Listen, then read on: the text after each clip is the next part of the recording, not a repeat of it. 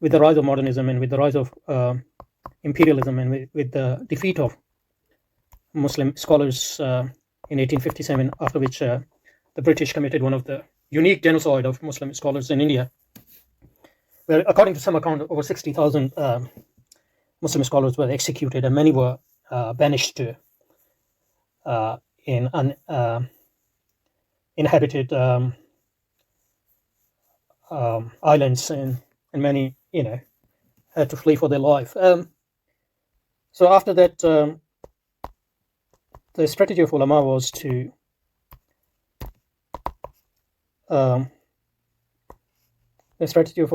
to withdraw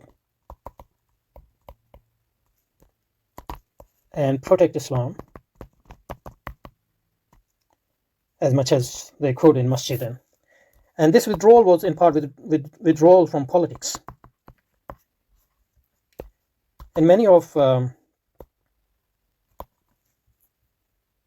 when you do certain things and you don't do certain other things which are expected of you, then you try to explain them as well. And often you try to explain them as contingent strategies, but it is easy to slip to from contingency to principled opinion. And one of the outcome of this was many Muslim scholars either didn't pay attention to the aspect of Islam which called for describe Islam as a complete system, because a lot of it was theoretical, because the system was not under Muslim influence. So they didn't want to talk about things which were just theoretical. They didn't want to obviously agitate the British, who were always on lookout against any possible, anti-systematic struggles from Muslims. And one of the negative outcome of it was that some Orthodox big scholars and their schools developed, which actually presented Islam as a system or a way of life which can, cohabit with the British rule and all those things. And they focus on individual purification of the people and teaching them Islamic rules and implementing Islam in family life and all that. So the classical defense strategy. But in order to,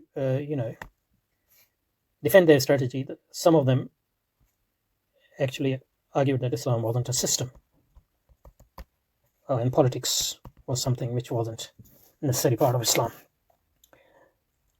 Like, for example, Maulana Ashraf Ali Thanvi, who was one of the students of Maulana Mahmudul Hasan Deobandi, but actually opposed the jihadi movement of Maulana Mahmudul Hasan, because he thought that this was, against the interests of Islam and all that.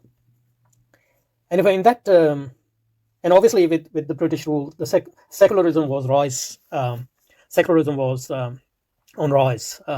Obviously, among Muslim as well as Hindus, and some of the Orthodox Muslim scholars were impressed with that secularism as well, at least at the practical level, because they thought, that was the best way to defend Islam in India. And whatever its merits were from a practical point of view, from a theoretical point of view, there was concessions were made which were not Islamic, or at least against the spirit of Islam. So against those, one of the great mujaddids of our time was Maulana Maududi. He reasserted forcefully Shah Waliullah's notion that Islam is a complete system, which he describes in detail in Hujjatullah al-Baligha and in his other books, in Fuyuz al-Haramain, and in At-Tafhimat al-Ilahiyya, and in Izalat al-Khafa and Khilafat al-Khulafa, and all those other works.